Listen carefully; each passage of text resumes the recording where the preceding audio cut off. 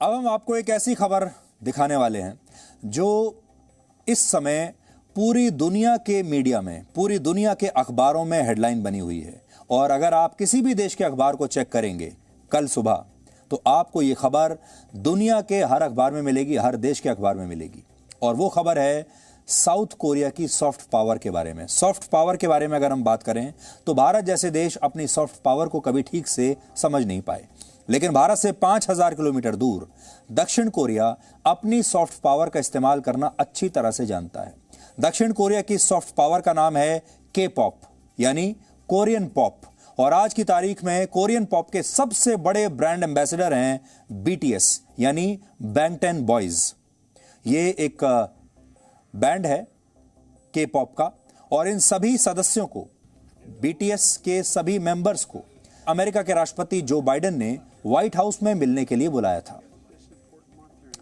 असल में कोविड के बाद से अमेरिका में एशियाई मूल के लोगों को लगातार निशाना बनाया जा रहा है, और वर्ष 2020 के बाद से वहां ऐसे लोगों के खिलाफ नस्लीय भेदभाव की 10,000 से ज्यादा घटनाएं हो चुकी हैं।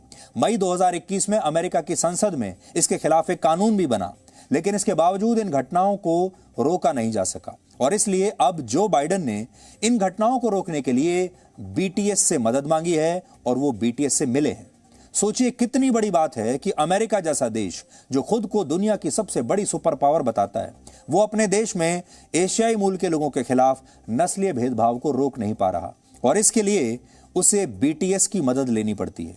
इससे पता चलता है कि आज बीटीएस की soft power, super power America से भी कहीं ज्यादा प्रभावशाली है।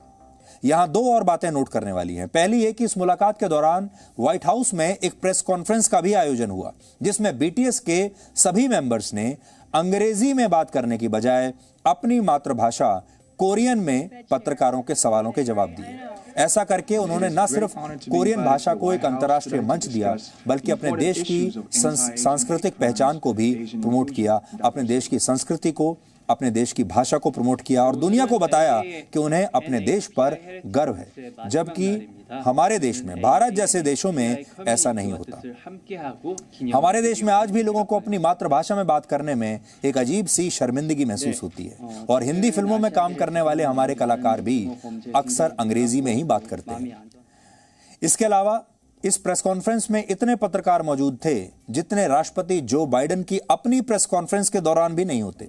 बीटीएस की सॉफ्ट पावर को आप इन तस्वीरों से आज समझ पाएंगे।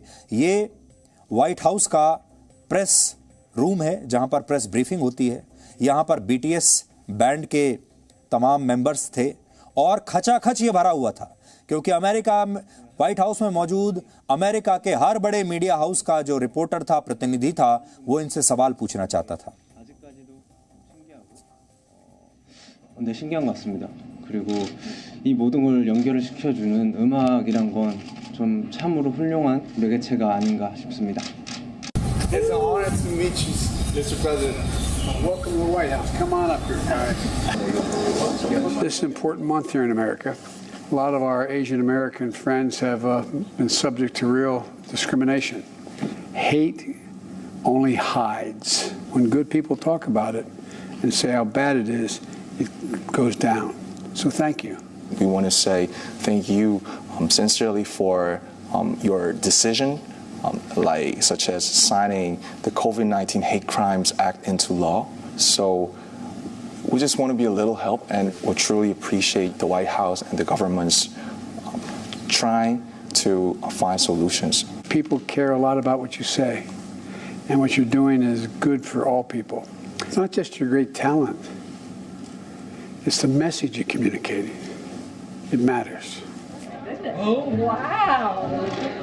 Hello, everybody. Good afternoon. So much excitement. I know it's the Fed chair meeting, right? I know. We got Bloomberg.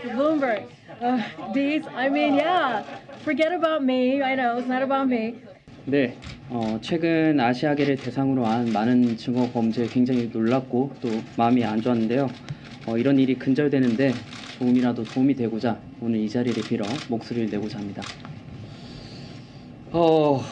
나와 다르다고 그것은 잘못된 일이 아닙니다. 옳고 그름이 아닌 다름을 인정하는 것으로부터 평등은 시작된다고 생각합니다. 네, 우리는 모두의 각자의 역사를 가지고 있습니다. 오늘 한 사람 한 사람이 의미 있는 존재로서 서로 존중하고 이해하기 위한 또 한 걸음이 되기를 바랍니다. And lastly, we thank President Biden and the White House for giving this important opportunity to speak about the important causes, remind ourselves of what we can do as artists. Once again, thank you very much. Presenting the News app, available on Google Play and App Store. Download it now.